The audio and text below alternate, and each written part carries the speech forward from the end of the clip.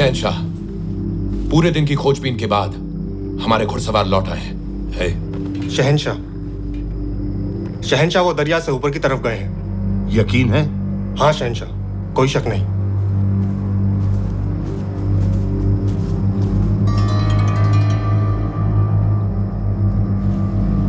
तो अब वो दिल्ली फतेह करना चाहते हैं। ये सदाशिव मेरी उम्मीद से ज्यादा शातिर निकला है। तो अब हम क्या करें? शिकारी शिकार को हासिल करने के लिए क्या करता है? उसका इंतजार। शिकारी शिकार का पीछा करता है। शावली, लश्कर तैयार करो। जो हुक्म शहंशाह। लेकिन दरिया कैसे पार करेंगे? दरिया पार नहीं करेंगे। ये दिल्ली है, यहां हम हैं। हम जमुना के इस तरफ से किनारे को लगकर दिल्ली के लिए रवाना होंगे। उनका हमसाया बन के चलेंगे। दिल्ली पहुंचेंगे तब जमुना पार करेंगे। एक विराट दौड़ शुरू हुई। हम यमुना के दक्षिणी किनारे पर तेजी से ऊपर की ओर बढ़ रहे थे, इस बात से अनजान कि अफगानी सेना नदी के उत्तरी किनारे से पीछा कर रही थी। हम उनसे एक दिन पहले दिल्ली के लाल किले पहुंच गए।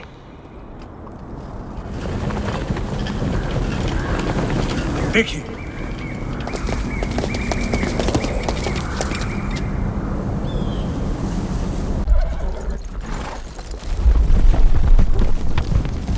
तोपशियों, तोपों का मुंह 2 इकाई ऊपर। जी जनाब, हाँ जनाब, हाँ जनाब।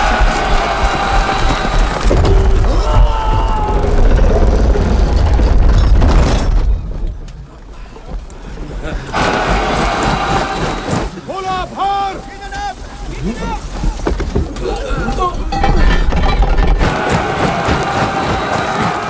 दुश्मन बेदाग।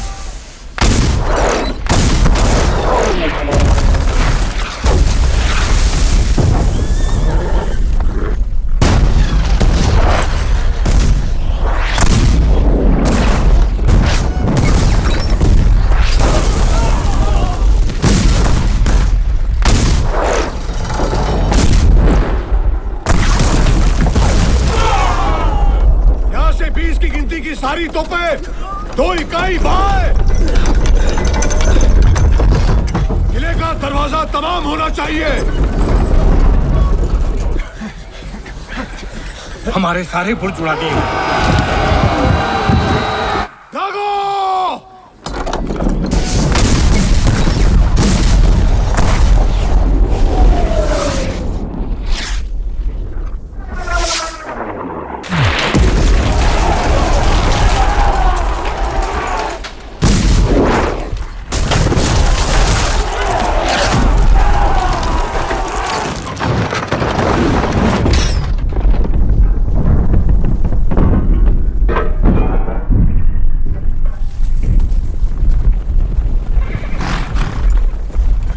घोड़सवार सेना तैयार। तैयार, तैयार। आक्रमण! सदियों में पहली बार दिल्ली का तख्ता पलट हुआ था। दिल्ली चाहे कितनी भी बेबस और खजाना खाली थी, लेकिन अब मराठों की थी। जिस सल्तनत ने हमारे छत्रपति शिवाजी महाराज को बारंबार अपमानित किया था, उसी लाल किले पर आज हमारा झंडा लहराने जा रहा था।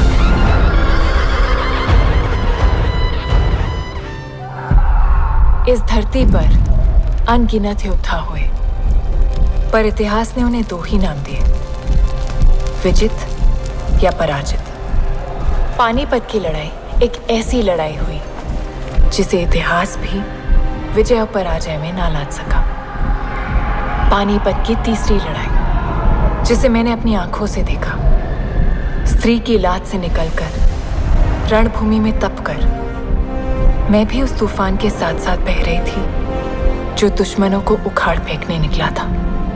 सदाशिव राव भाव मेरा राया। इस युद्ध की शुरुआत से पहले हालात कुछ ऐसे थे। 1758 के आते आते पूरे हिंदुस्तान में उत्तर पश्चिमी अफगान सीमा पर अटक के किले तक मराठा साम्राज्य फैला हुआ था। अगर किसी को हम हरा नहीं सके थे तो वो थी हमारे ही पड़ोस की निजामशाही, जिसका मुख्य गढ़ था उदगिरी का किला, जिसे मराठों ने घेर लिया था।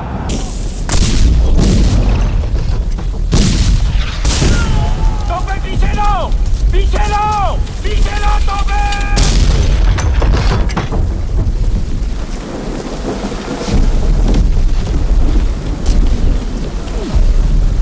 तोपचियों, 40 की 40 तोपे, 2 इकाई ऊपर, और हमें कितनी देर इंतजार करना पड़ेगा शमशेर? सदाशिव ने कहा है जब तक किले पर मशाल ना दिखाई दे तब तक तोपें चलती रहनी चाहिए। मैंने सदाशिव से कहा था उदगिरी के इस किले पर हम छापामार युद्ध नहीं कर सकते, लेकिन नहीं, उसे अपनी मनमानी करनी ही थी। राघुबादा, मुझे सदाशिव पर विश्वास है।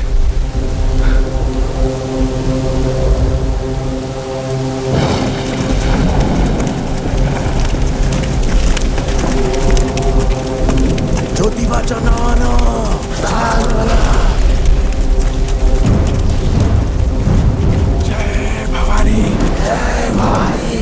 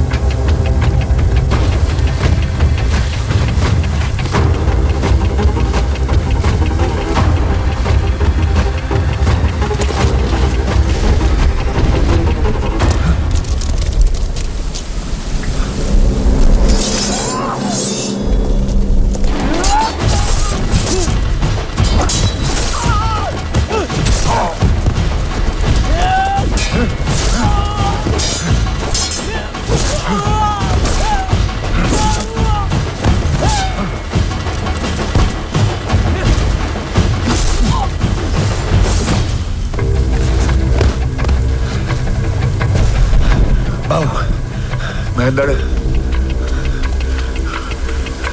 तुम पीछे से मुख्य द्वार के आंगन में पहुंचो। मैं यहां से जाता हूं। घोड़सवार सेना को इशारा करता हूं, हमें जल्द से जल्द मुख्य द्वार खोलना।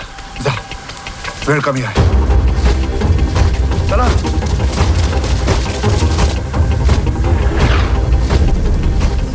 मशाल जल गई। तोफा तैयार।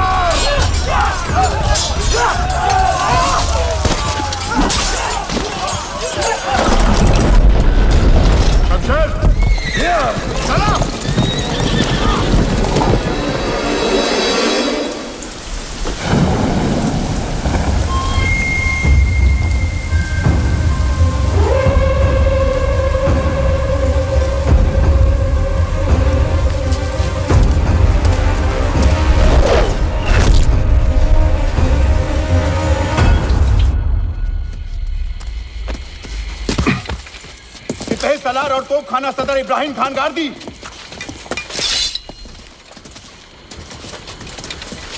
इब्राहिम खान, तुम्हें कैद में डाले या कब्र में? दोनों में से कोई नहीं।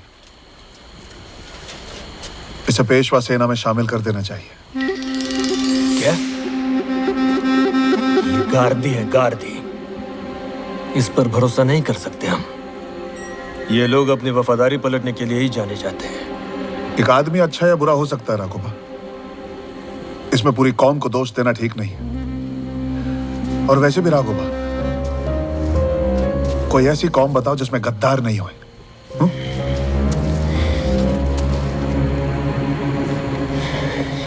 इसकी ये तोप है, ये मिल गई है, तो ये क्यों चाहिए? इनके बिना ये तोपें हमारी किस काम की?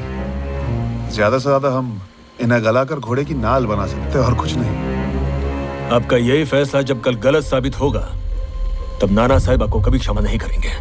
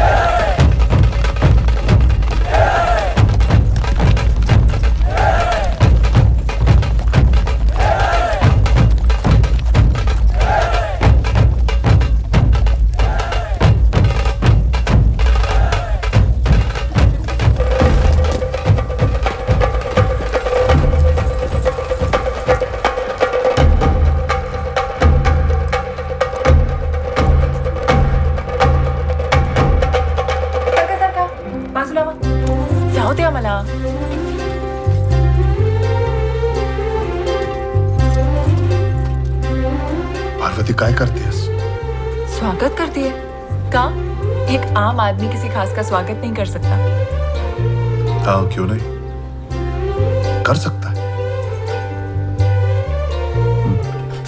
इकडे बघा। हिलो मत। राया राया मत कहो, मी तुझा राय नहीं है अभी तक। अरे देवा, तुम्हें तो चोट पहुंची है। कुछ खास नहीं। जब कोई वीर योद्धा रणभूमि से लौटता है तो वो अपने घावों और मन में उठे भावों को छिपाने की कोशिश करता है, लेकिन उससे कैसे छिपा सकता है? ये संभालो, हम जीत गए आजी, हम विजयी हुए, निजामशाही संभली। मुझे विश्वास था आज तक तुम कभी हार के वापस नहीं आए।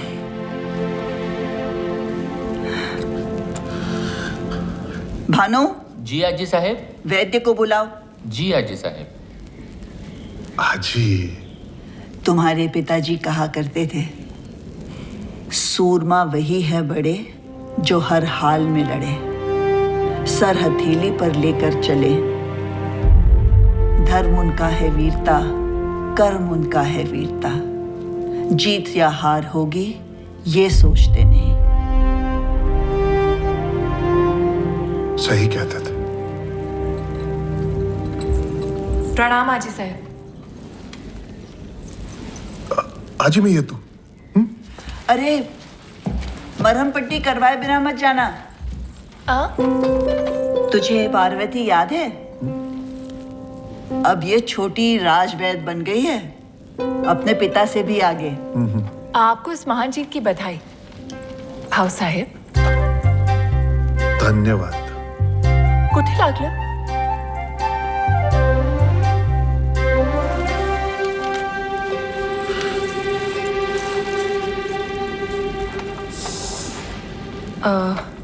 सुरू करू? हो।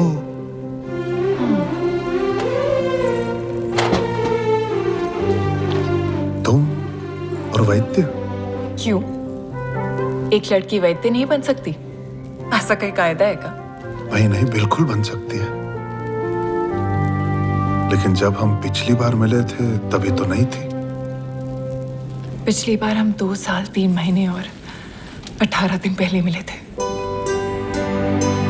माहिती है?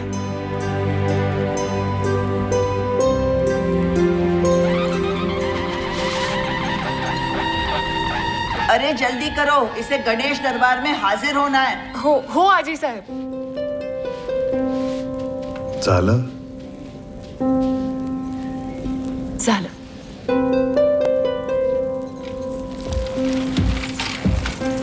भाव साहब,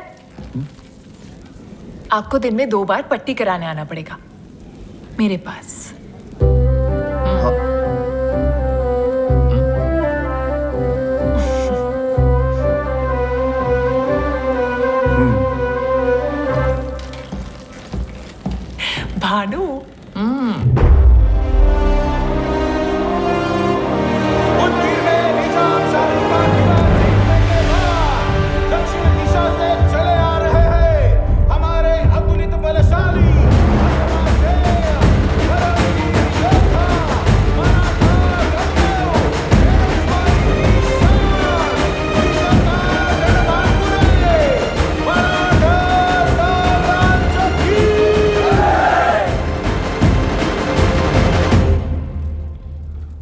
युद्ध में दिखाए गए शौर्य के लिए पेशवा के भाई श्रीमंत रघुनाथ राव का अभिनंदन करती है।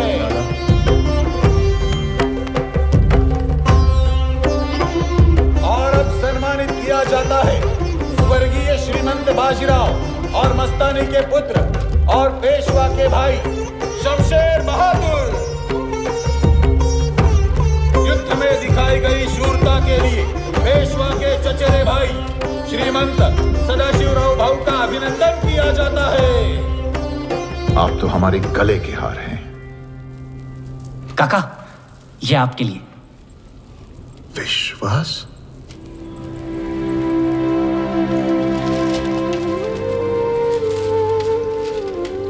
श्रीमंत, अब मैं पेश करना चाहूंगा निजाम शाही के सिपह सलार तोपखाना सदर इब्राहिम खान गारदी को, जो आज से पेशवाओं की सेवा में आ गए हैं। श्रीमंत, मैंने 30 साल तक निजाम की खिदमत की और कभी भी उनका साथ नहीं छोड़ा। अब जब निजाम शाही नहीं बची तो मैं इब्राहिम खान गारदी पेशवा सल्तनत के लिए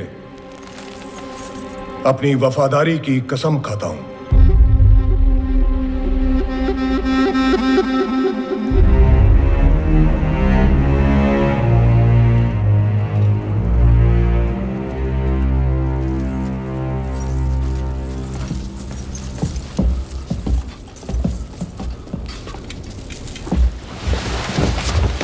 इन्होंने वो काम करके दिखाया है जो हम में से कोई पेशवा नहीं कर पाया। दक्षिण को मुक्त करना हमारे प्यारे छत्रपति शिवाजी महाराज का अधूरा सपना था। उनके गुजर जाने के 80 साल बाद आज हम निजाम को घुटनों पर ले आए। पिताश्री, इसी खुशी में क्या एक महोत्सव नहीं होना चाहिए? अब हम पूरे हिंदुस्तान के शासक बन गए हैं। बेशक महोत्सव होना चाहिए। हमारे पूना के बाहर के सारे सेनापति और प्रमुखों को आमंत्रित किया जाए।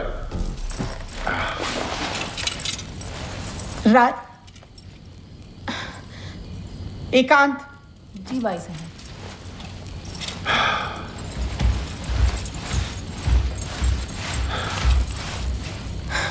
राया, शस्त्र पूजन के समय आपने पेशवा तलवार सदाशिव को क्यों दी? वो ऐसा करने की क्या जरूरत थी? आप सदाशिव को इतना मान क्यों दे रहे हैं? क्योंकि उसी ने तो निजाम शाही को जड़ से मिटाया है। तुम्हें परेशानी क्या है? अपने आप को पेशवा समझने लगा है वो। उदगिरी में एक मुसलमान सरदार को राघोबा की सहमति के बिना ही भर्ती कर लिया उसने। वो मुसलमान सरदार हिंदुस्तान का सर्वश्रेष्ठ तोपची है। छत्रपति शिवाजी महाराज की सेना में मुसलमान भी थे। राया, आप बात को समझ ही नहीं रहे हैं। आज सदाशिव ने राघोबा की बात नहीं मानी, कल वो आपकी भी अनसुनी कर सकता है। आप बात समझ नहीं रही हैं। सदाशिव का हर कदम हमेशा मराठा साम्राज्य के हित में ही रहा है। ईश्वर न करे अगर आपको कुछ हो गया और वो मराठा साम्राज्य के हित में स्वयं पेशवा बन बैठा, तब क्या होगा हमारी विश्वास का? हाँ? राघोबा पहले ही मेरे जी का जंजाल है और अब सदाशिव। मुझे पूरा भरोसा है उसकी निष्ठा पर। तुम्हारे बेटे पर वो अपनी जान छिड़कता है और विश्वास भी उसे उतना ही प्यार करता है। विश्वास तो बच्चा है, पर आपके भोलेपन पे मुझे आश्चर्य हो रहा है। तो क्या चाहते हैं आप? क्या करूं? ये भी मैं बताऊं? पेशवा आप हैं कि मैं? इतने युद्धों के कर्ज का भार हमारे साम्राज्य को आर्थिक संकट में डाल रहा है। जी, सो तो है। तुम बुद्धिमान हो, विश्वसनीय हो और लोगों से काम लेना जानते हो। ये तुम ही कर सकते हो। मुझे करना क्या होगा ये तो बताइए श्रीमंत। मैं तुम्हें धन मंत्री तैनात करता हूं।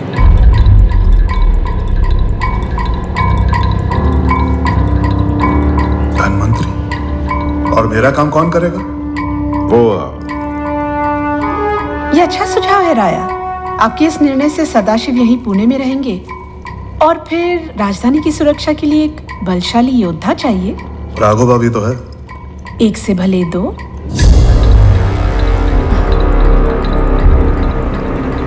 हाँ, गुनो जी आपको सारी जानकारी दे देंगे।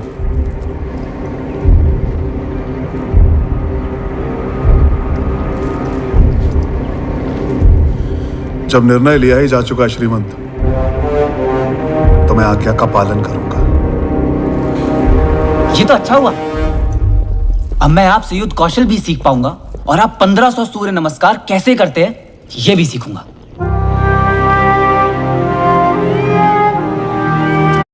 घर से निकलते वक्त चाची ने गुस्से से कहा, घर बैठो और प्याज काटो। पर मैंने प्याज नहीं काटा, अपना पार्लर खोला और क्लाइंट से कहा, प्याज है, प्याज बाल मत काटो, बढ़ने दो यार। सनसिल्क अनियन शैम्पू, इसमें है प्याज, ये बालों का टूटना कम करे। नो टूटना, ओनली बढ़ना।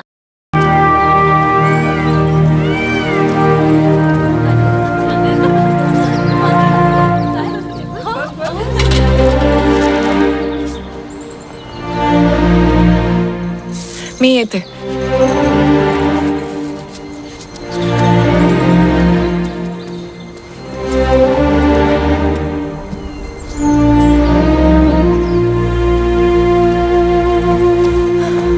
अरे देवा, 7 फेरे लेने के बाद मैं पहुंच ही गई तुम तक.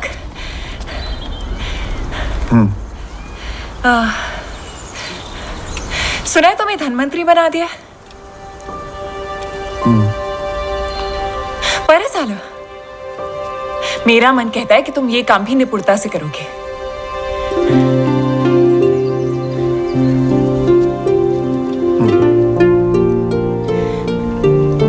खैर संगो, मुझे तो बड़ा ही सुकून मिला जब सुनो युद्ध में है जी. अब कम से कम तुम यहां तो दिखोगे. वो कहते हैं ना, आप एक योद्धा को उसकी तलवार से अलग नहीं कर सकते. ये मुझसे बेहतर कौन जानता है. तुम ये जो कोशिशें कर रही हो ना पार्वती, मत करो. 7 नहीं भले 70 सीढ़ियां चढ़कर तुम मुझ तक पहुंचो. मेरे जीवन में 7 फेरे नहीं है, समझत कसं नहीं तुला. समझायचं काय. अब डोर तुम्हारे हाथ में नहीं है. मैंने बहुत तपस्या की है. गणेश्वरी देवी के 108 उपवास रखे हैं मैंने, माहिती है. अब मैं तुम्हें कहीं और जाने नहीं दूंगी. देखना, तुम मेरे हो जाओगे. वो दिन दूर नहीं. खाओ खाओ, भरायला लागलाय. अब क्या तभी मिलोगे जब अगला खाओ लगेगा. हार जला पार्वती, आता भास्कर.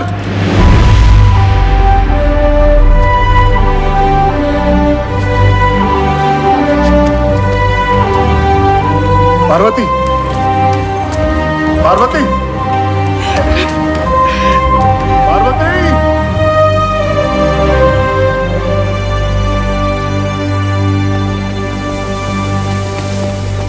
वो पार्वती सदाशिव के साथ. लगता है एक मामूली राज्य वैद्य पेशवा की रानी बनने के सपने बुन रही है. होएगा, मेरे रहते नहीं हो पाएगा.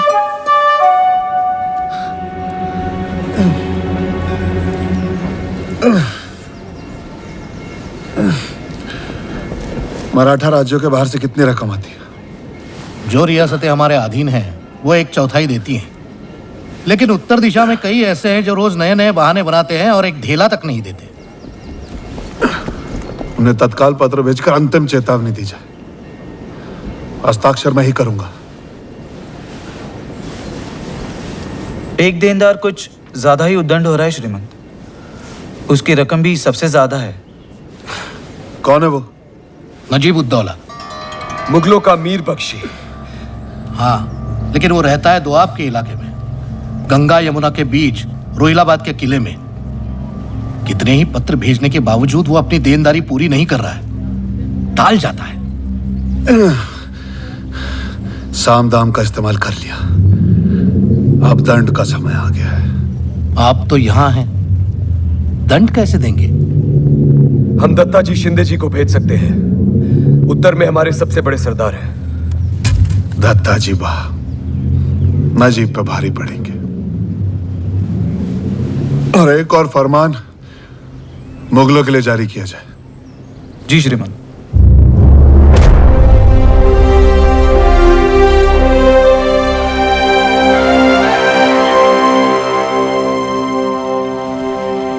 और इस अहमदिया करार के मुताबिक मुगलिया सल्तनत को अगर मराठाओं की ओर से आक्रमणकारियों से अपनी सुरक्षा जारी रखनी है तो आपको 1/4 की रकम अदा करनी होगी, जो कि आपने अभी तक नहीं की।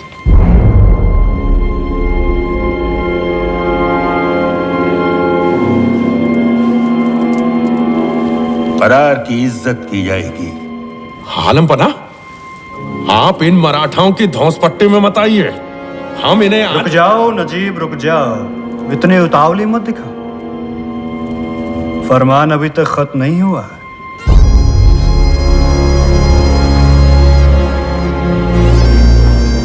और नजीबुद्दौला की नाफरमानी को देखते हुए उसे मुगल दरबार में मीर बख्श के ओहदे से इसी वक्त बेदखल किया जाता है। दस्तखत सदाशिवराव भाऊ पेशवा।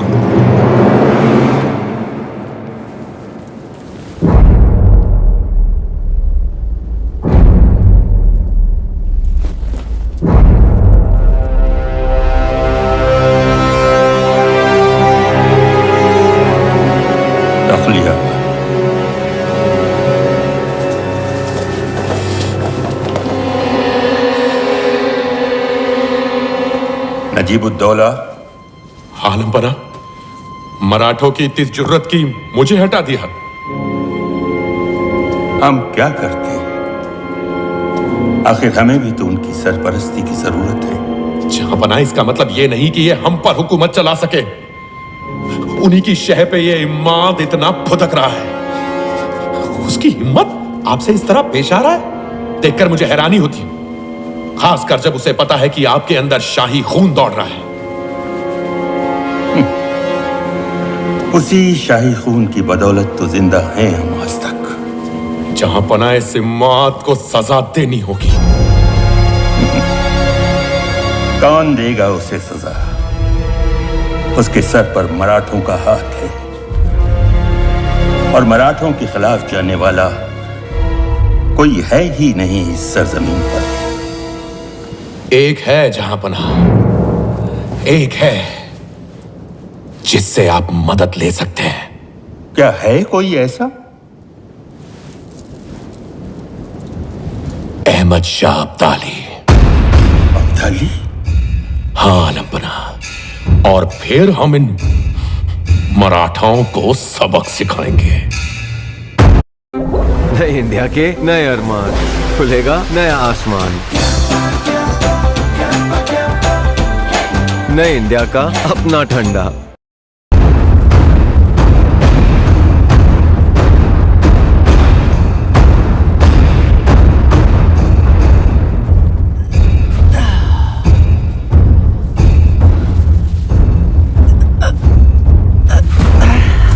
क्या हुआ? चलो, तुम्हारे 5 और बचे।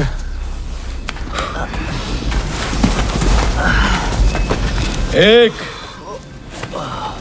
2, 3, 4, 5।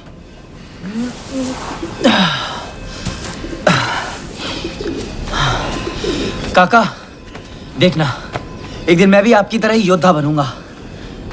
क्या फायदा? तलवार घुमाने के बजाय किताबों में संख्याएं घुमानी पड़ेंगी। भाव, क्या पता कब मैदान जंग से बुलावा आ जाए। हमारा बस चले तो कभी ना आए। जी भाभी। वाहिनी, आपसे एक बात कह सकती हूँ? शादी ब्याह के अलावा कुछ भी। तुम महरम को चकमा नहीं दे सकते सदाशिव। इसके आगे तो मुझे भी हाँ भरनी पड़ी थी। भली लड़की है, शादी कर लीजिए उससे। शादी? किससे? अच्छा, अनजान मत बनिए, पार्वती से। सदाशिव, महरम ठीक कह रही है। अभी जंग से लौटे हो, कुछ दिन इत्मीनान है। अपने आप के लिए समय नहीं है मेरे पास। मेरा सारा ध्यान काम पे ही है। भाव साहब, काम कलम का हो या लड़ाई का, वो सिर्फ काम होता है। जिंदगी से आप तब रूबरू होते हैं जब आप घर जाते हैं। भाऊ साहब वैद्यशाला में आ रहे हैं।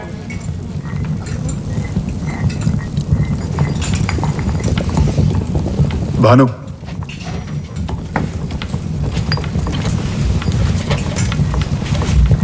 पार्वती कुठे आहे? अब आई उसकी याद। मतलब? वो तो चली गई। चली गई? कहाँ चली गई? अपने पेड़ वाले घर कोंकण। कोकण? क्यों? कशाला? ये आप उसी से जाकर क्यों नहीं पूछते?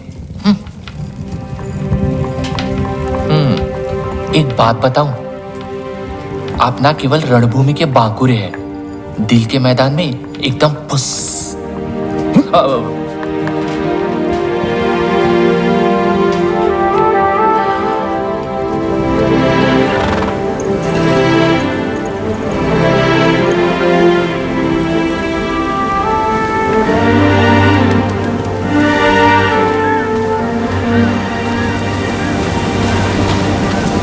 उसने मिलने से मना कर दिया।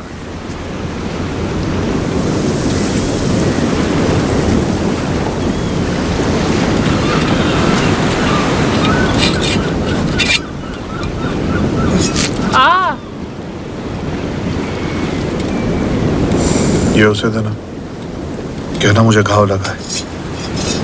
आप योद्धा लोग भी बड़े निराले हो, टेढ़े तीर निशाना सीधा। जा लवकर भानु।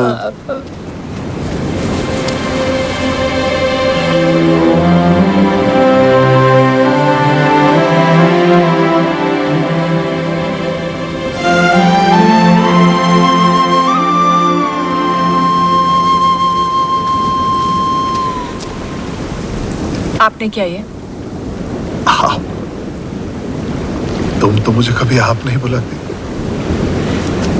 मतलब बहुत गुस्सा हो। तुमसे मिलने के लिए क्या? यही तो एक तरीका था। तो क्या अपना वैद्य होने का धर्म नहीं निभाओगी?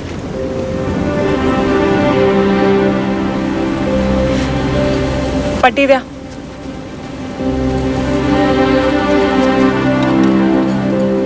उस दिन मेरी आवाज कुछ ज्यादा ही ऊंची हो गई थी ना,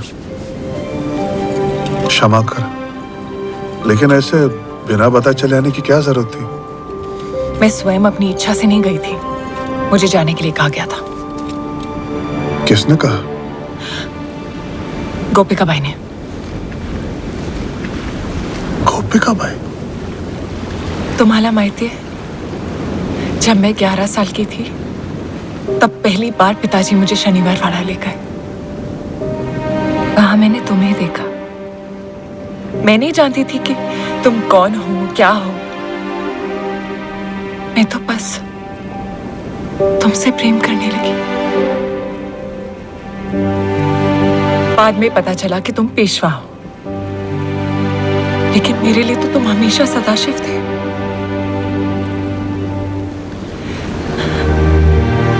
आज पता चला कि किसी का दर्जा कितना मायने रखता है। दर्जा? हो, पेशवीन गोपिका बाई यही सोचती है ना कि मुझ जैसे छोटे वर्ग की जड़ी बूटी घोटने वाली लड़की शनिवार वाड़ा में कैसे रह सकती है।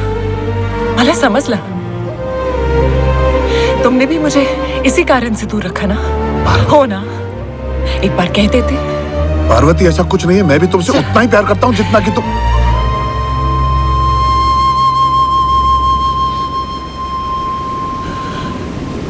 तो फिर क्यों? हाँ?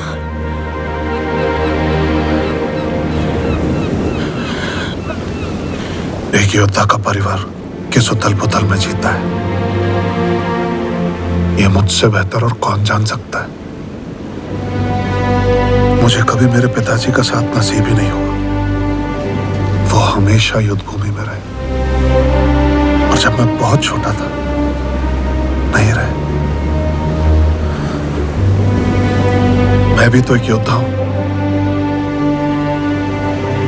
और जो मुझ पे बीती मैं नहीं चाहता मेरी पत्नी पे, मेरे बच्चों, मेरे परिवार पे वो गुजरे। तुम अपना पूरा जीवन भविष्य के भय में कैसे जी सकते हो? मेरा आज तुम ही हो, तुम्हारा आज क्या है? समझ गए? मैं जाती। पार्वती, मेरा आज, मेरा कल, मेरा परसों, परसों तुम ही हो।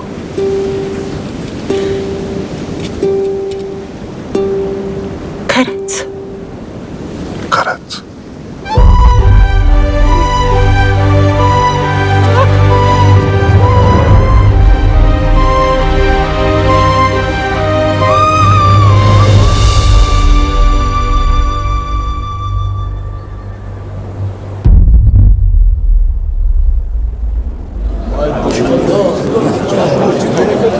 शहंशाह अफगानिस्तान दुर्रे दुर्रानी, आपका फैसला फिर एक बार सही साबित हुआ। जब से हमने विद्रोहियों को कुचल दिया है, किसी की भी फिर से हमारे खिलाफ आवाज उठाने की हिम्मत नहीं हुई है।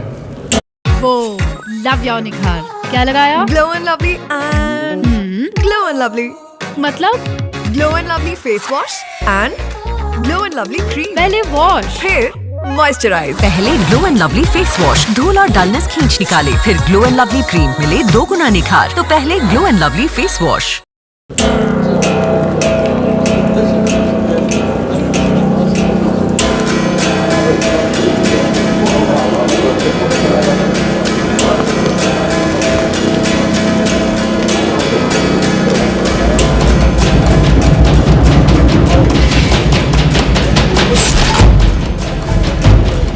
लेकिन फिर भी जरूरी यह है कि हमें चौकन्ना रहना चाहिए।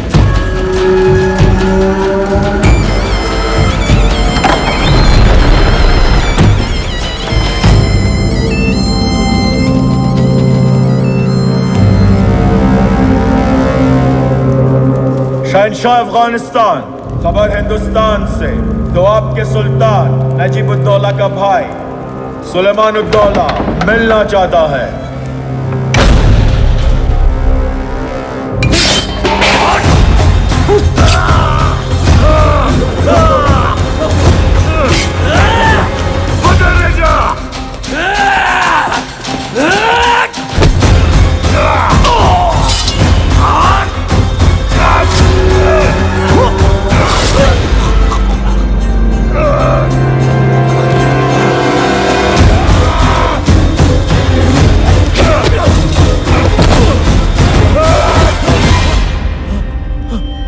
मुर्तुजा,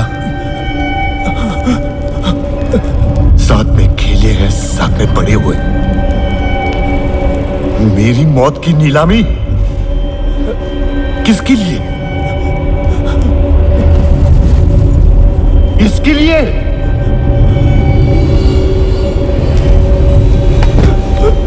शहंशाह, माफ कर दे उसे। अहमद, लुत्फन, आखिरकार ये हमारा भाई है। ठीक है सरफराज, लेकिन मेरे पे खंजर उठाने से पहले मुर्तुजा ने सोचा नहीं? अहमद, माफ कर दे मुझे। तुझे नहीं मालूम कि ये मोर का तख्त और ये कोहिनूर बड़ी मशक्कत से पाया जाता है, छीनने से नहीं मिलता। नादिर शाह ने छीनने की कोशिश की, लेकिन ऊपर वाले ने उसकी जिंदगी छीन लिया। मैंने मेहनत करके नादिर से पाया है इसे, लेकिन मैं तुझे ऐसे ही दे देता हूं। क्या चाहिए तुझे? कोहिनूर? हाँ, मैं तुझे कोहिनूर देता हूं। नहीं, नहीं, हेमंत नहीं।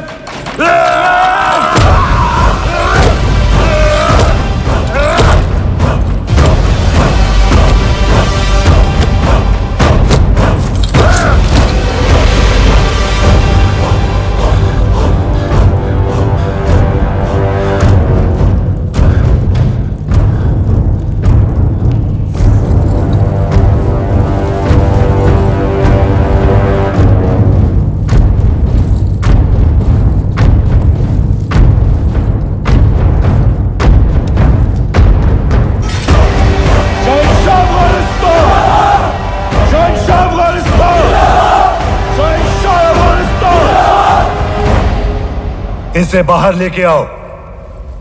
मुझे खुली हवा चाहिए।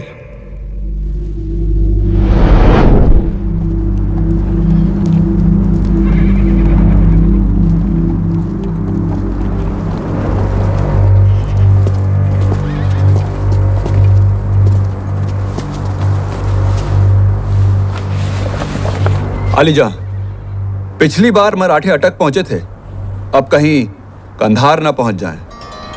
दिल्ली के बादशाह और दूसरे हिंदू राजाओं के साथ हम सब आपसे इल्तिजा करते हैं कि अब आप एक भी दिन जाया न करें।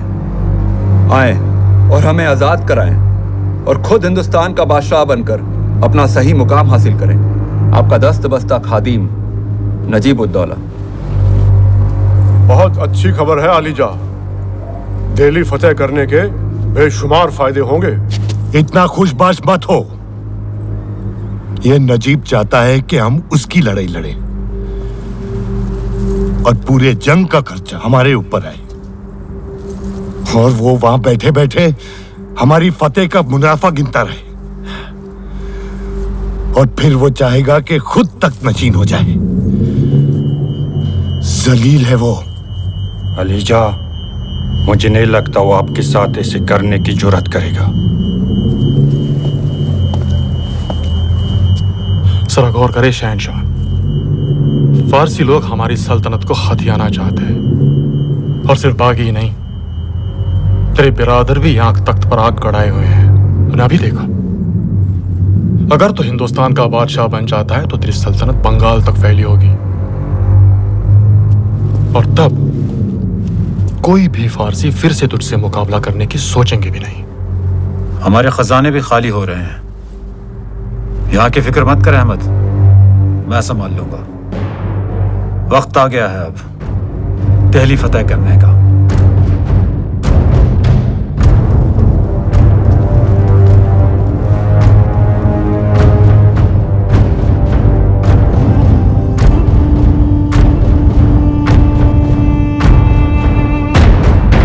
चलो हिंदुस्तान।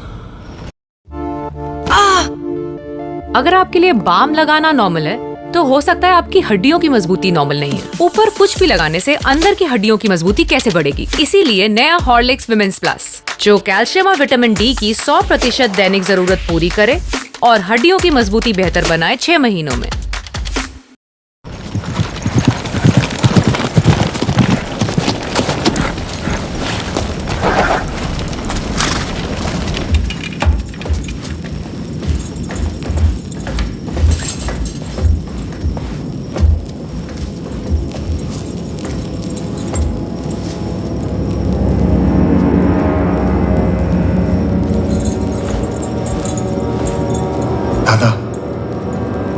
क्या हुआ? दत्ता जी जिंदे नहीं रहे। दत्ता जी? कैसे? नजीब उद्दौला। वो नजीब से चौथ की रकम लेने गए थे, तब उसने उन्हें धोखे से मार दिया।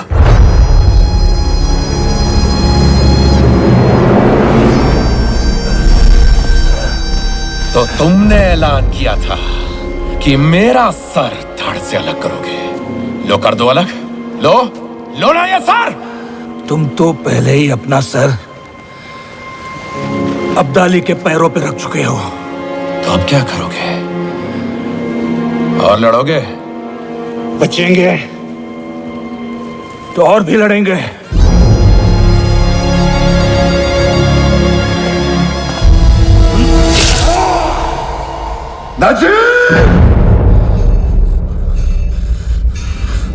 लेकिन नजीब में इतनी हिम्मत कैसे आई कि वो एक मराठा सरदार को मार सके? क्योंकि उसने अहमद शाह अब्दाली से हाथ मिलाया है। अहमद शाह अब्दाली? सभी मंत्री और सेनापतियों को अभी इसी समय गणेश दरबार में बुलाया जाए।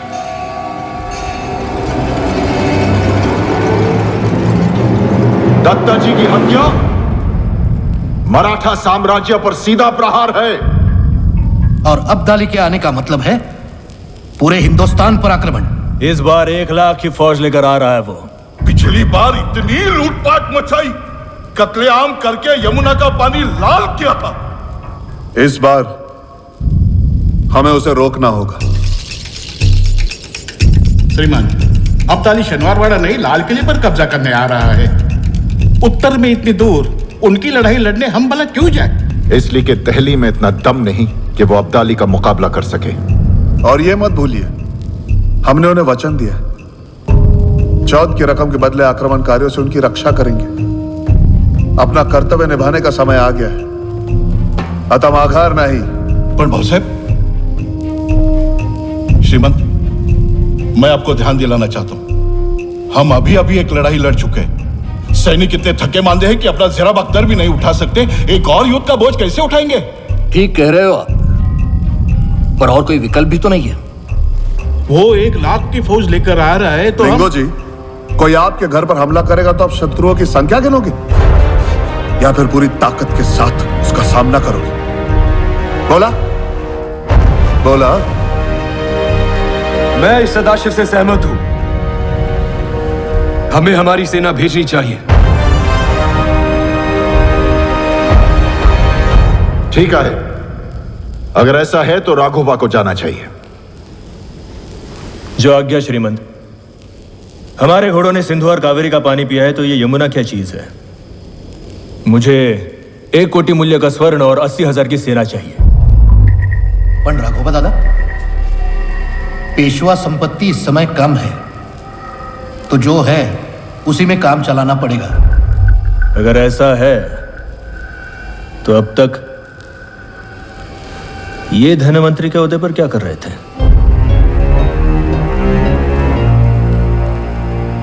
राघोबा, आपने अटक अकेला भले ही जीता, लेकिन आप कर्जे के बोझ के साथ लौटे थे। मैं उसी को हटाने में लगा हुआ।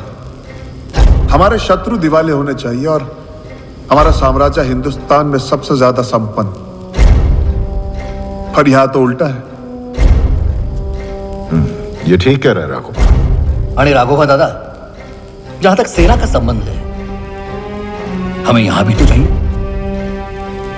दिल्ली बचाने के चक्कर में हम पुणे को दांव पर नहीं लगा सकते, इसलिए आपको 40,000 की सेना ही मिल पाएगी। 40,000? बस इतनी सी? 40,000 की सेना कम नहीं है राघोबा। क्या जानते हो आप?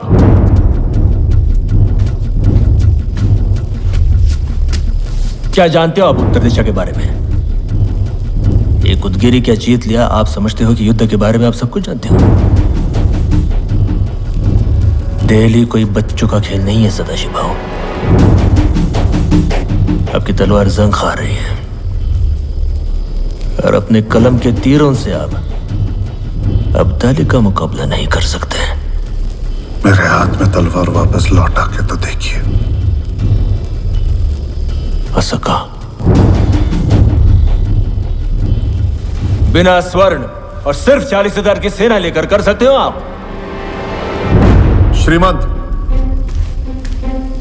आप आदेश दीजिए, मैं इन्हीं साधनों के साथ अभियान का नेतृत्व करूंगा। गिट्टी बराबर सोना और मुट्ठी बराबर सैनिकों के साथ तुम कैसे करोगे? श्रीमंत, रास्ता लंबा है, इसीलिए हमारे उत्तर के जो सेनापति है, जैसे होलकर, शिंदे, बुंदेले, उनकी मदद के साथ रास्ते में जो आने वाले रजवाड़े हैं, उन्हें वास्ता दूंगा मातृभूमि का। क्या उन्हें मना पाओगे? हाँ बिल्कुल, वो तो सदा हमारे समर्थक रहे। और जब अब्दाली से सामना होगा तो एक संयुक्त बलशाली विराट हिंदुस्तान सेना देखकर वो भाग खड़ा होगा। और अगर वो वहीं खड़ा रहा तो हम उसके पैर उखाड़ देंगे।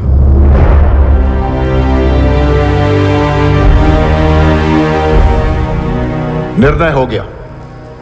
सदाशिवराव भाऊ पेशवा अभियान का नेतृत्व करेंगे। ईश्वर करे कि सरिया ध्वज को नई ऊंचाइयां मिले।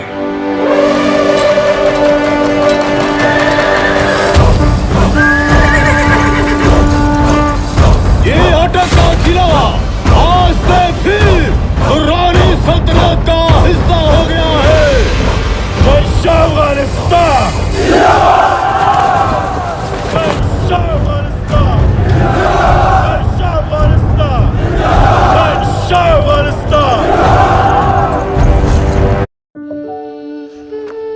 क्या हुआ? स्कूल में सब मुझे छोटी छोटी केक चढ़ाते हैं। तुम कहाँ छोटी हो? तुम तो इतनी बड़ी हो और स्ट्रॉन्ग भी तो हो ना। छोटी को बनाइए ज्यादा स्ट्रॉन्ग और उसकी चोटी को भी। क्लिनिक प्लस का मिल्क प्रोटीन और मल्टीविटामिन फॉर्मूला बालों को दे जड़ से पोषण और बनाए मजबूत। Clinic plus.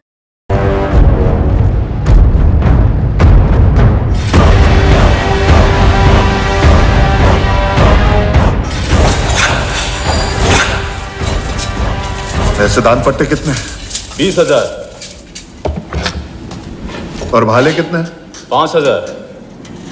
कम है, 10,000 और बनवाइए। जी श्रीमान। रेशमी पार्वती बाई ये है। पार्वती तुम यहाँ?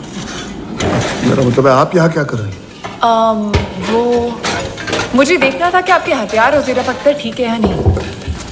ये तो कारण नहीं हो सकता। राया, एकांत, हो भाई साहब। तुम्हें यहाँ नहीं बनते। जी भाई साहब।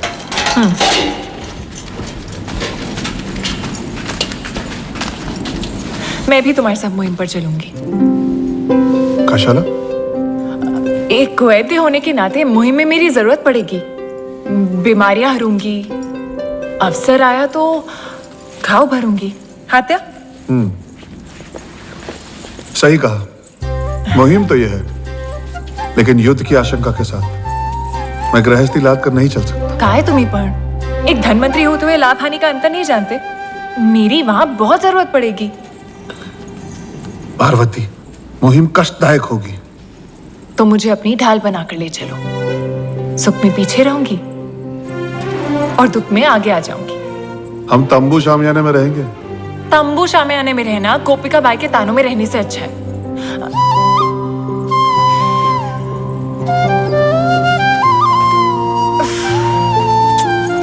राया, मैं तुम्हारे साथ रहना चाहती हूँ। जो भी संकट आए मैं चाहती हूँ हम साथ मिलकर सामना करें। आणि काय नहीं। आणि काय पार्वती? मैंने सुना है जब पेशवा अकेले मुहिम पर जाते हैं तो एक मस्तानी के साथ लौटते हैं।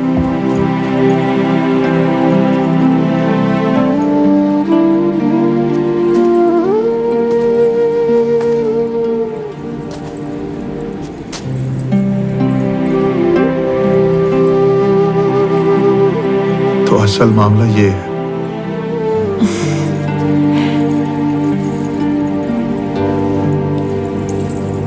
अगर यही बात है तो चलो, खुशी से चलो। लेकिन पार्वती भाई एक बात बता दे, मेरे जीवन तुम ही हो और तुम ही रहोगी।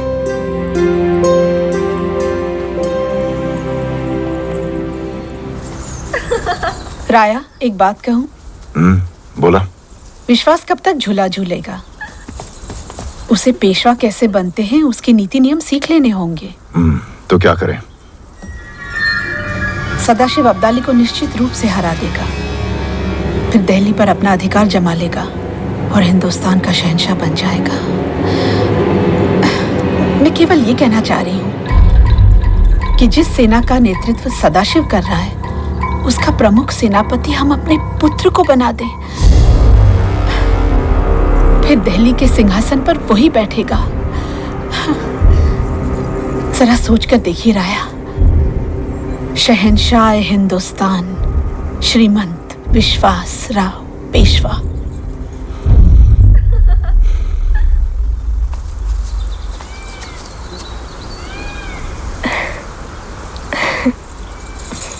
विश्वास? बात दिल्ली और अब्दाली की है। संकट भरी मुहिम है। हाँ, लेकिन ये भविष्य के पेशवा के लिए सीखने का एक अच्छा अवसर होगा।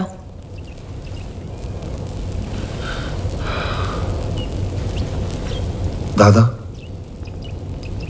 वहीनी, मैं आपकी दुविधा समझ रहा हूं। आप निश्चिंत रहिए, मुझे सिंहासन की कोई लालसा नहीं। मैं विश्वास को अपने साथ ले जाऊंगा।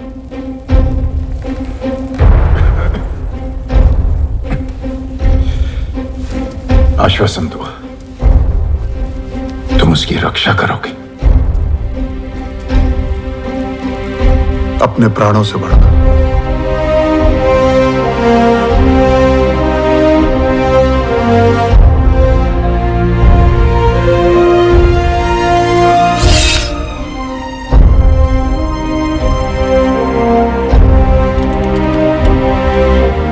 इस बार अब ताली को ऐसा सबक सिखाओ कि वो दोबारा हिंदुस्तान की तरफ देखने की हिम्मत भी ना करे।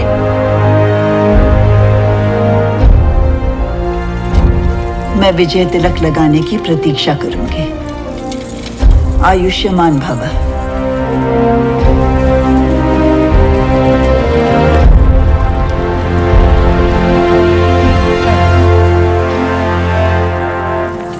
आयुष्मान भव।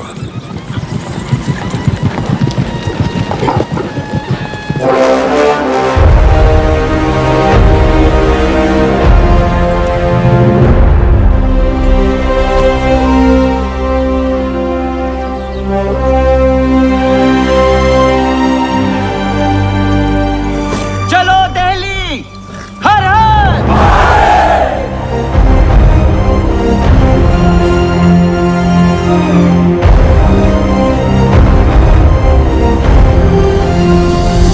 अफगानी आ गए।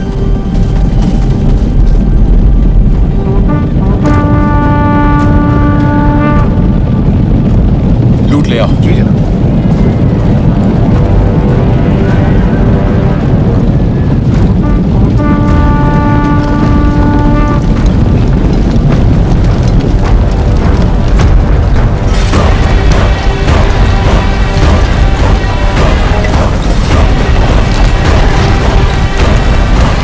शहंशाह अफगानिस्तान, सलाम आपका।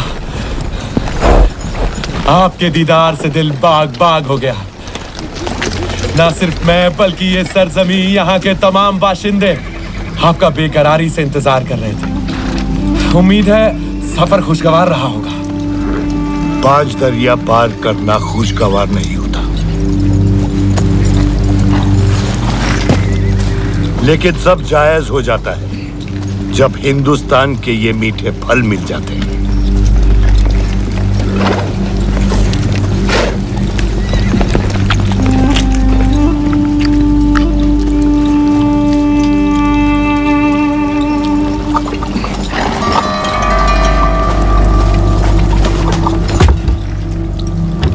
दत्ताजी शिंदे को हरा के जो हासिल हुआ है,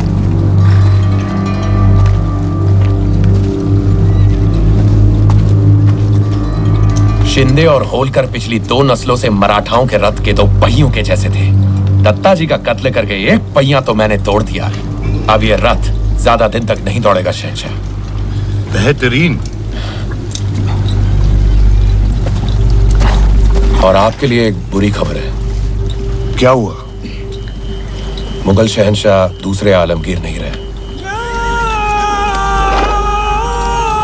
ये कैसे हुआ? आपके लिए लिखा हुआ शहंशाह का एक खत उनके वजीर इमादुल मुल्क के हाथों लग गया। आइए आराम। पीर साहब की इबादत अभी खत्म होने ही वाली है, तशरीफ लाइए।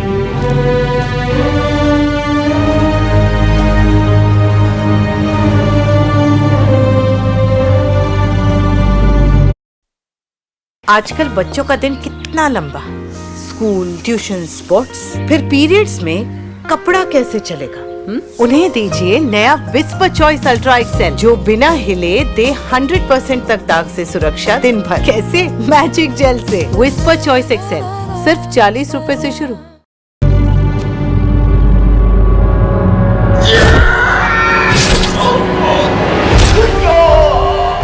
माफी मेरे आलम पना, माफी।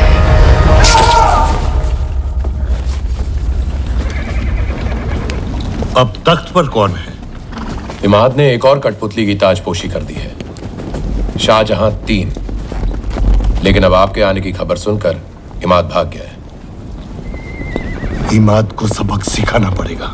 मैंने अपने सिपह सलार उसके पीछे लगा दिए हैं, देखते हैं कहां तक छिपेगा। वक्त बर्बाद मत कर, दिल्ली रवाना होते हैं। वहां तख्त और लूट लेकर मुझे वापस कंदाहार जाना है, वो भी बारिश से पहले। मेरी एक दरख्वास्त है, मराठा चुप बैठने वाले नहीं है। सदाशिव दत्ता जी की मौत का बदला लेने के लिए पुणे से निकलने ही वाला है, आपको और हमें रोकने। सदाशिव? वो कौन है? पेशवा का चचेरा भाई। वो जरूर दोआब पे हमला करेगा, मेरे रोहिलाबाद के किले पर, जिसे पिछली बार आपने इतनी मशक्कत से हासिल किया था। सिर्फ आप में उसे रोकने की कुव्वत है। दोआब? रोहिलाबाद? लेकिन तूने कहा था कि इस वक्त दिल्ली के तख्त पे कब्जा करना जरूरी है। फिक्र मत कीजिए, दिल्ली को मैंने अपने सिपह सलारों की निगरानी में रखा है। दिल्ली तो है, लेकिन पहले इनको रोकना होगा।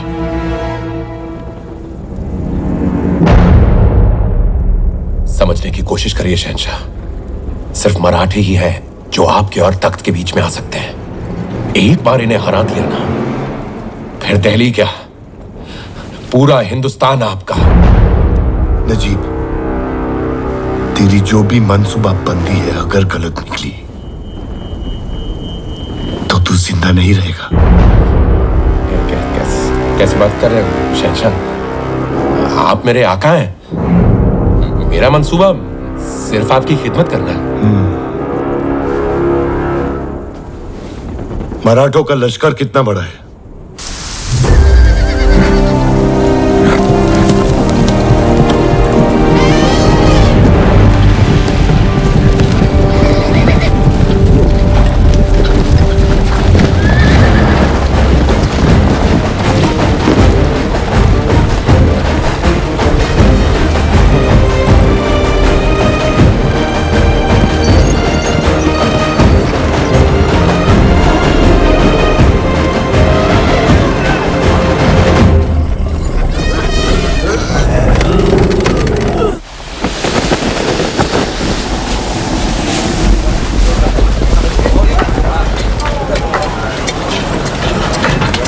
संभाला भानु, उस तंबू को ऐतिशाड़ा बना दो और ये सारी औषधियाँ उसमें रखवा दो। वो पार्वती दाई, ये चला चला चला, चला। ये सब क्या है? वो रुक, तुम पूरा शनिवार वाड़ा उठा के ले आई हो। मंजी, तुम मेरी तकलीफें कम करने आई हो या बढ़ाने? ये सारी हमारी जरूरत की चीजें हैं राया। हाँ, लेकिन पड़ाव तो एक ही रात का है ना। ये सब सामान सजाते सजाते सुबह हो जाएगी और फिर इसे समेट के निकलना होगा। कमाल करता तुम्ही पर। इतना लंबा सफर है। कहा था लंबा सफर है, मैंने कहा था तुम नहीं झेल पाओगे, लेकिन तुम बिना जिद्दी पूरा घर साथ लेके निकली। धन्य हाथ तुम। ये कहाँ रखो? मेरे सर वहां रख दो। हो भाई सर।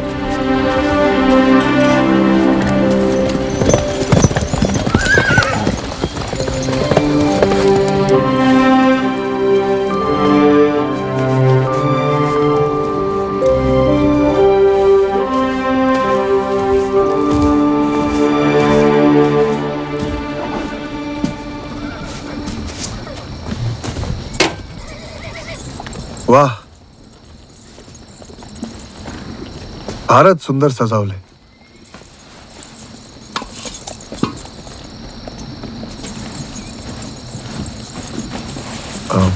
पार्वती, पार्वती जवळ नका येऊ। का?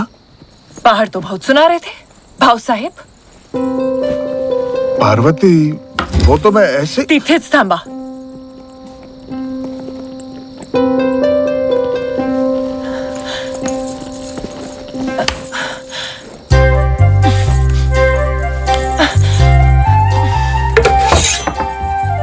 जवळ नका येऊ। असं का?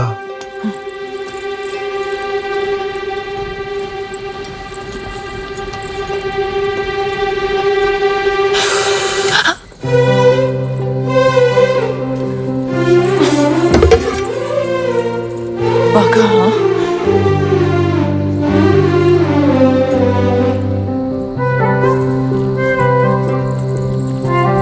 वक्त तो है।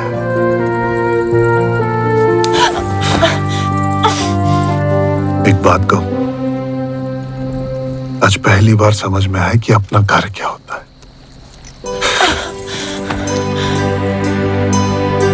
क्षमा पार्वती बाई, चूक झाली। नया नया लगन है ना मेरा। माफ केलं, दोबारा नहीं होना चाहिए।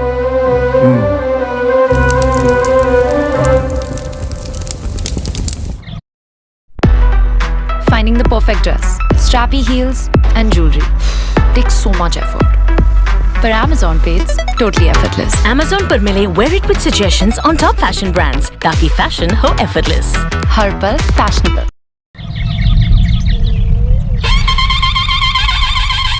जैसे जैसे हम उत्तर की ओर बढ़े, मराठा तुतारियों ने हमारी मुहिम के इरादों की खबर दूर दूर तक पहुंचा दी। जिन राजाओं को न्योता भेजा जा चुका था, वो श्रीमंत विश्वासराव पेशवा की सेना से जुड़ने लगे। यह सिर्फ आपका ही सपना नहीं है, हमारा भी है। हम आपके साथ हैं। धन्यवाद राजा करमवीर जी, हमें स्वीकार है।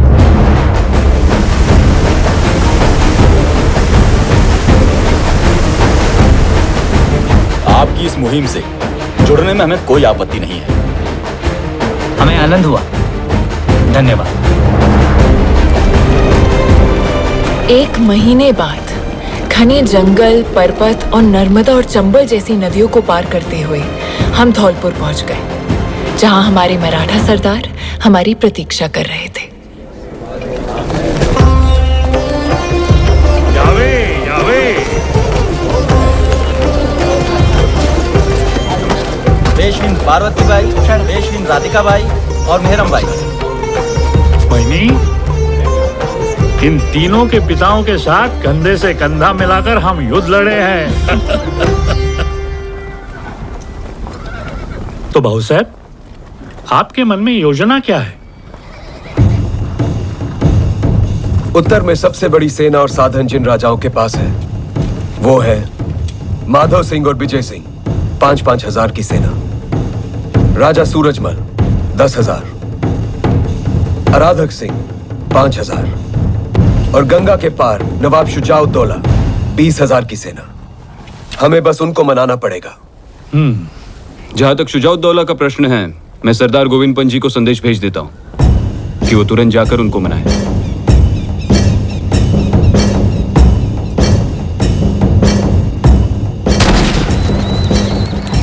नवाब साहब, आपके लिए सदाशिवराव भाऊ का एक बहुत जरूरी संदेश आया है। मैं जानता हूं क्या है। गोविंद पंत जी, देखिए, मैं 2 चट्टानों के बीच पिसना नहीं चाहता। एक बात और, अब्दाली को हराने के बाद सदाशिव भाऊ आपको दिल्ली का वजीर बनाना चाहते हैं।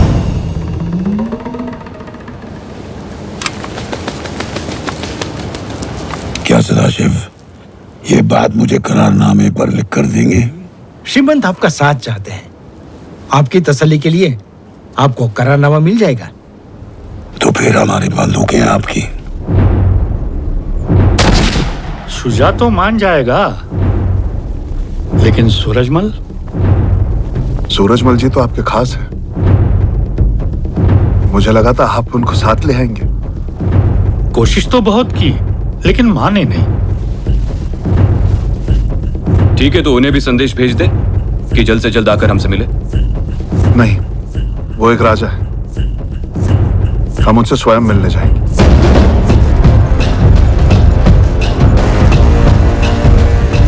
क्षमा करियो श्रीमंत, ऊपर से हर 2 महीने आपके खलीते आते रहे चौथ की रकम के लिए। सूरजमल जी, आपकी जितनी बाकी रकम मैं माफ करने के लिए तैयार हूं, लेकिन यह समय आपस में बैर रखने का नहीं, हाथ मिलाने का है। सो तो है ही। हम भी एकता में विश्वास रखे हैं जी। हम तुम पेशवान से हमेशा अच्छो संबंध बना के रखना चाहें जी। इसी कारण तो आपके वजीर को पनाह दे रखी है। वजीर? इमादुल मुल्क यहाँ है? हाँ जी, वजीर आजम को ले आओ। आश्चर्य है, वो आपके साथ मिल गया और हमें सूचना तक नहीं की। आओ वजीर आओ। इमादुल मुल्क, तुम्हारी इतनी हिम्मत कि तुमने बादशाह का खून कर दिया। श्रीमंत, आलमगीर मराठा सल्तनत के लिए खतरा बनता जा रहा था। फिर भी तुम होते कौन हो उसे मारने वाले? तुम्हें अधिकार किसने दिया? पेशवाओं ने तो नहीं दिया। मैंने किया, लेकिन किसके लिए? पेशवाओं। बकवास! खतरा भापते ही तुम दिल्ली से भाग निकले, वो भी पेशवाओं के लिए किया। याला अटक करा। रुक जाओ भाऊ साहब, इनको बना मैंने दी है।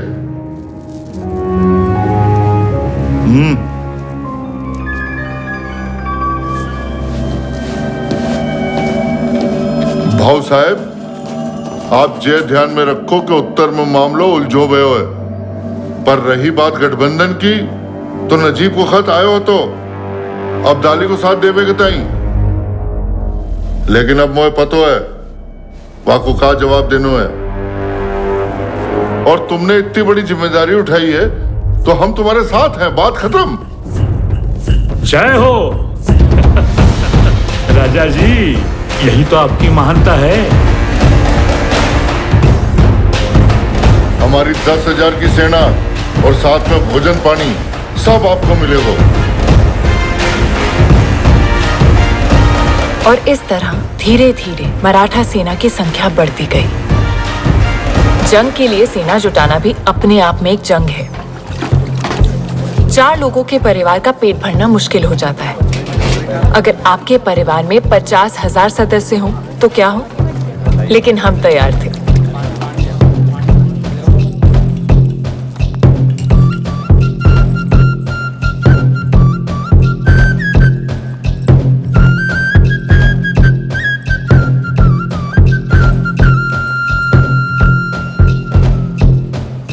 हमारी सेना आपके लिए तैयार है। राजा आराधक सिंह का संदेश सुनते ही खुशहाली सी छा गई। राया की योजना काम कर रही थी। ऐसा लग रहा था जैसे सब हमारे साथ हैं। अब प्रतीक्षा थी तो राजा माधव सिंह और राजा विजय सिंह की।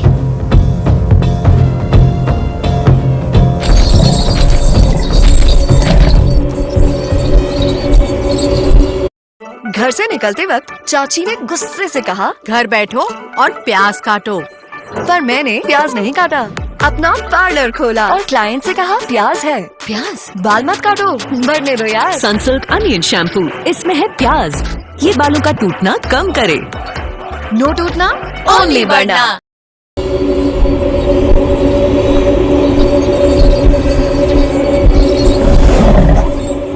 हमें उम्मीद है हमारे गजराज आपको पसंद आए होंगे। हमारे शाही अस्तबल से हैं, आपके लिए छोटे से तोहफे हैं। जबरदस्त माधो सिंह, लेकिन मेरे और मेरी फौज के मतलब के नहीं है। फिर भी तशक्कुर। धन्यवाद।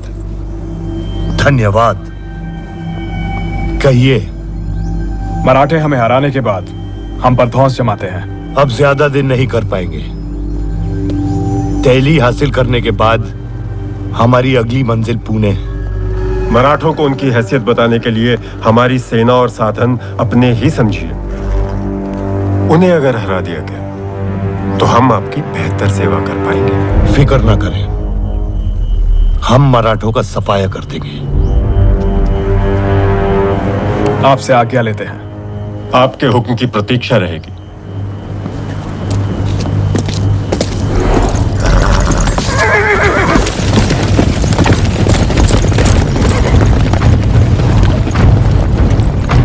बहुत अच्छे नजीब जी। ज्यादा से ज्यादा राजाओं को अपनी तरफ मिलाने की कोशिश कर। ये हिंदुस्तानी एक दूसरे के सबसे बड़े दुश्मन हैं। लड़ते रहते हैं आपस में। इनकी आपसी रंजिशों का फायदा उठा। कोशिश करता हूं शेरशाह। अगला राजा कौन है? नवाब शुजाउद्दौला।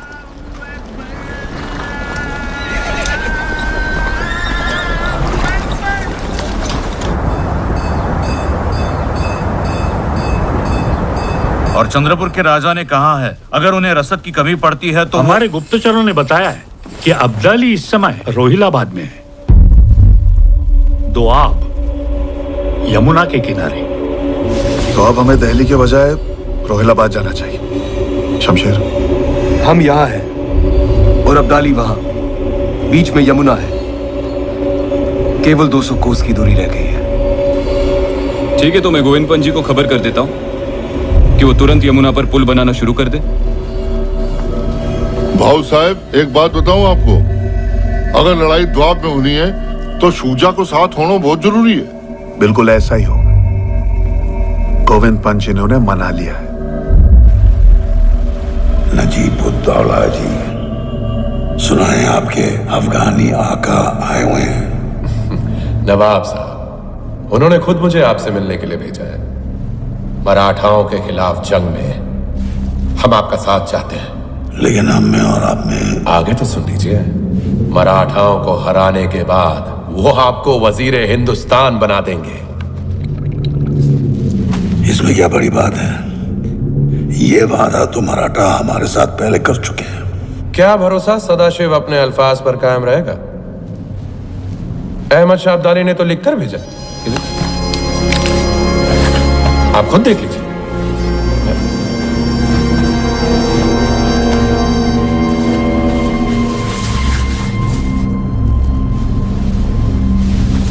कैसे भरोसा करें उस पर? आप मुझ पर भरोसा कीजिए। मेरे बुलाने पर ही तो वो आए हैं। और हम आप पर भरोसा करें? हमारे दरमियान तो 100 दरारें पहले से हैं। मैं तमाम दरारें भर देना चाहता हूं नवाब साहब। देखिए, एक बात तो साफ है, इस जंग में पलड़ा उसी का भारी होगा जिसकी तरफ आप होंगे। जरा सोचिए, फिर आप होंगे दिल्ली के वजीर और आप शहंशाह। नहीं नहीं, मैं मीर बख्शी ही रहूंगा। आपके ज़ेरे साया तख्त पर किसी मुगलिया कठपुतली को बिठा देंगे और उसके धागे अपने हाथों में।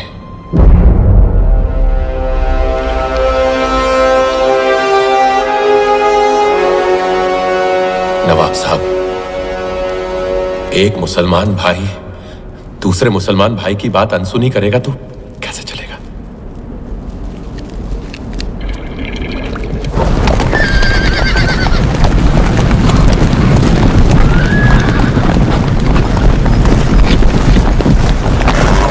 नमस्कार गोविंद पंत जी। आइए आइए। प्रणाम। नमस्कार गोविंद पंत जी, आपसे फिर से मिलने का सौभाग्य मिला। मेरा भी सौभाग्य है सुमन। आइए।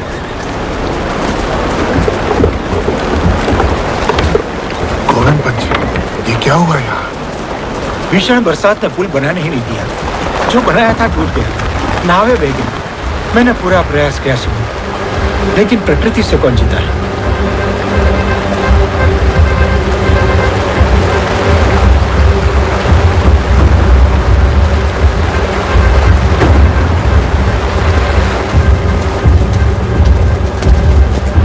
जब तक पानी का स्तर नीचे नहीं आ जाता, हम पुल दोबारा बनाना शुरू नहीं कर सकते।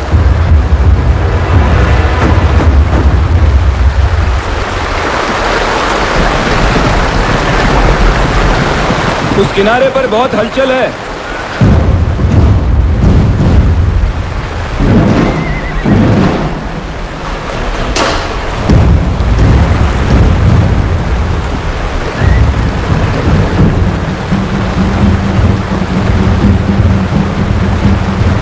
ये अब्दाली की फौज है। नजीबुद्दौला की फौज भी साथ में है।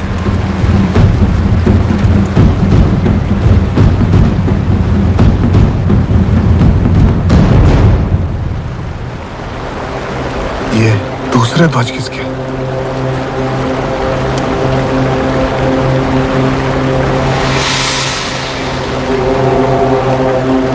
क्षमा करिए, बुरा समाचार है।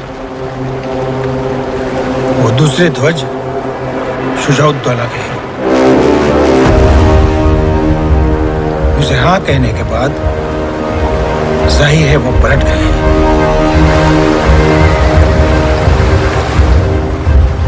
शुजाउद्दौला ने हमारे साथ विश्वासघात किया है।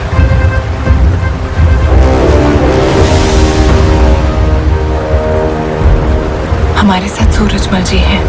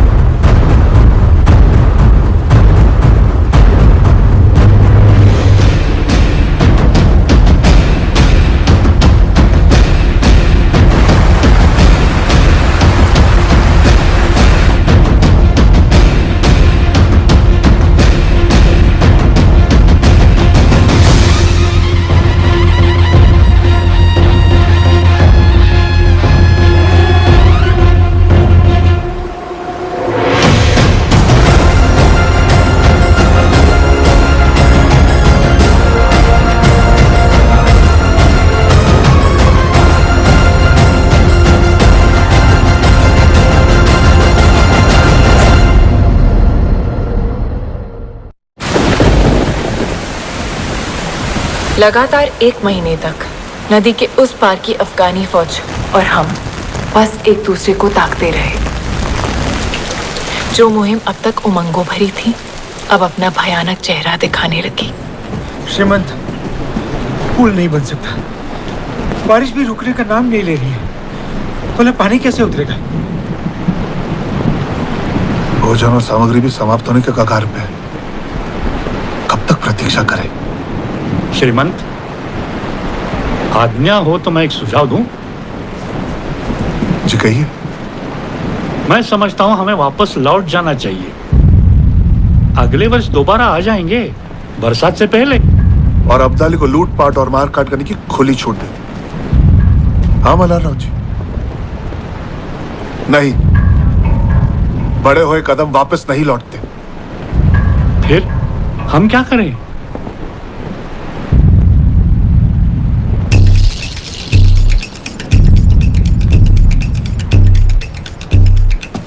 अगर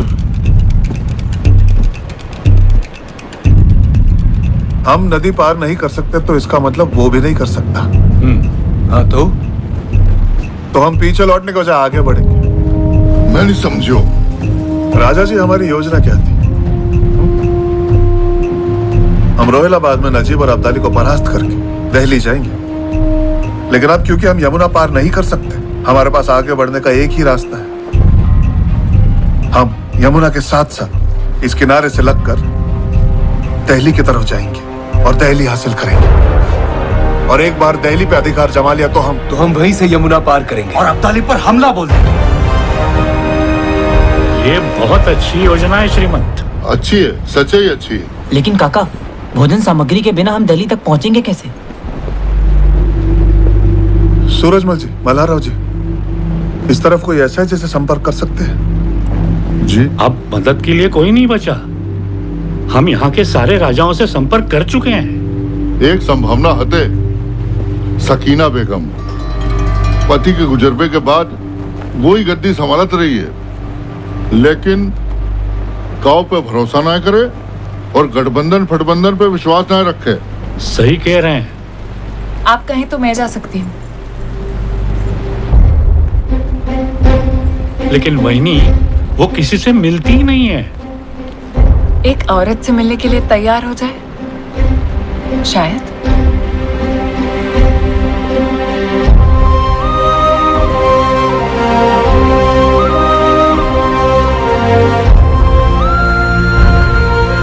आपको जाना चाहिए।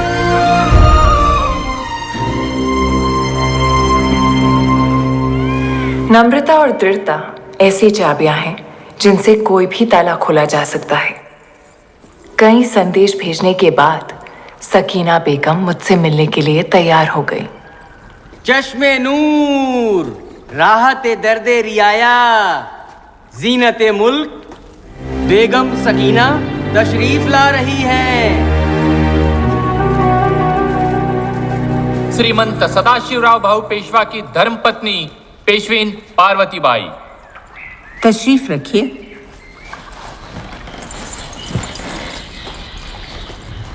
मुझसे मिलने के लिए धन्यवाद। आप हमसे क्या चाहते हैं? ज्यादा कुछ नहीं, बस मेरी सेना के लिए कुछ दिनों का रसद साधन सामग्री, ताकि हम दिल्ली जा सके। बहुत उम्मीद लेकर आई हूं कि आप मदद करेंगे। एक बार हमने आपकी फौज को यहां आने दिया। पार्वती बाई, दोस्तों से ज्यादा डर लगता है। आप दिल्ली क्यों जा रही हैं? अहमद शाह अब्दाली को रोकने। तब तो और भी मुश्किल है। अगर हमने आपकी मदद की तो अब्दाली हमारी रियाया को तबाह कर देगा। ऐसी ही एक जंग में हम अपना शौहर खो चुके हैं। जंग तो मर्दों के अहम का, अना का खेल है। खुद फना हो जाते हैं और विवाहों और लावारिस बच्चों को रोता बिलखता छोड़ जाते हैं। मैं समझ सकती हूँ आपा, पर फिर भी ये जानकारी मुझे रोक नहीं पाई। कोसों दूर से जान हथेली पर रखकर अपने पति के साथ आई हूं, क्योंकि मुझे उनके नेक इरादों पर पूरा भरोसा है। उनकी जंग इस देश के लिए है। आपके स्वर्गीय शौहर ने भी इसी देश के लिए अपना बलिदान दिया था ना? हाँ, बलिदान?